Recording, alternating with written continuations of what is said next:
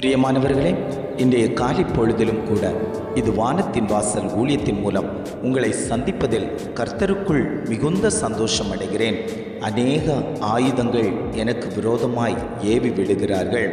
எவ்வளவோ பிரச்சனைகள், எவ்வளவோ பாடுகள், எவ்வளவோ கஷ்டங்கள், எவ்வளவோ வியாகுலங்கள் எனக்குள் இருந்தாலும் இந்த ஆயுதங்களை முறியடிக்க முடியவில்லையே.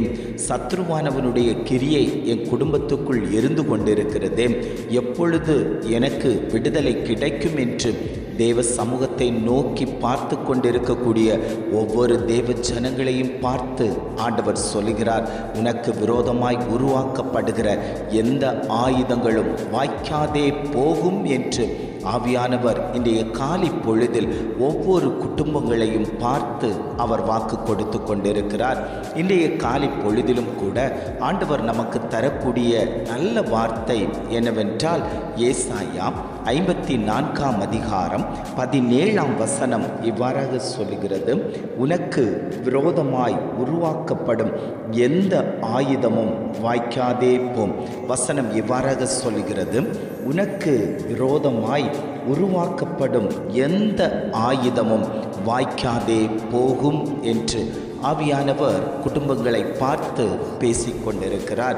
இன்றைய சூழ்நிலையில் அநேக ஆயுதங்கள் குடும்பங்களுக்கு விரோதமாய் ஏவி விடப்படுகிறது. சத்ருவானவன் குடும்பத்துக்குள்ளாடியே இருந்து பல பிரச்சனைகளை தூண்டி விட்டு கொண்டிருக்கும் போது ஆவியானவர் சொல்லுகிறார், அந்த சத்ருவின் கிரியைகளை அழித்து உன்னை நான் பாதுகாப்பேன், உன்னை நான் விடுவிப்பேன். அவன் என்னிடத்தில் வாஞ்சியாய் இருக்கிறபடியால் அவனை நான் விடுவிப்பேன் என்று ஆவியானவர் குடும்பங்களை பார்த்து பேசிக்கொண்டிருக்கிறார்.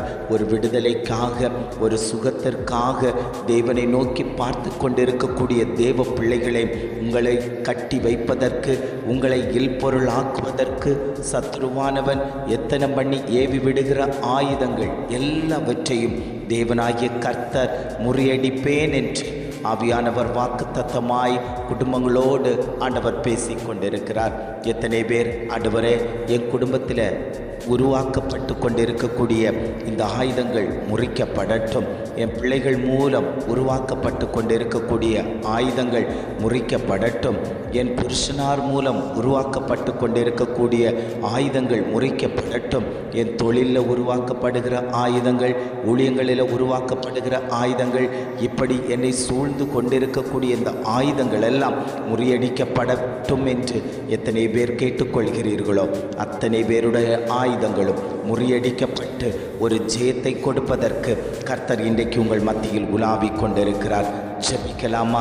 அன்பின் பரலோக பிதாவே, இன்றைய காலை பொழுதுக்காக நாங்கள் உம்மை துதிக்கிறோம், ஸ்தோத்தரிக்கிறோம். ஆண்டவரே, இந்த காலை பொழுதிலும் கூட ஆண்டவர் எங்களுக்கு தந்த நல்ல வார்த்தைகளுக்காக நாங்கள் உமக்கு நன்றி செலுத்துகிறோம். ஆண்டவரே, உனக்கு விரோதமாய் உருவாக்கப்படும் எந்த ஆயுதமும் வாய்க்காதே போகும் என்று சொன்ன பிரகாரம் ஆண்டவரே, எங்கள் குடும்பத்துக்கு விரோதமாய், பிள்ளைகளுக்கு விரோதமாய், ஆண்டவரே ஸ்தோத்திரம், ஆவியானவரே, தொழிலுக்கு விரோதமாய், ஆண்டவரே, ஊழியங்களுக்கு விரோதமாய் உருவாக்கப்படுகிற எந்த ஆயுதங்களும் வாய்க்காதே போகும்படியாய் நாங்கள் ஜெபிக்கிறோம். ஆண்டவரே, நீர் எங்களோடு கூட இருந்து வழி நடத்தினதற்காய் ஸ்தோத்திரம். இதை கேட்டுக்கொண்டு இருக்கக்கூடிய ஒவ்வொரு குடும்பங்களையும் தேவன் பாதுகாத்து கொள்ளும்படியாய் நாங்கள் ஜெபிக்கிறோம். எங்களை தாழ்த்தி தருகிறோம். துதி, கன, மகிமை எல்லாம் உமக்கை செலுத்துகிறோம். மீட்பர் இயேசுவின் மூலம் ஜெபம் கேளும் நல்ல பிதாவே. ஆமேன், ஆமேன்.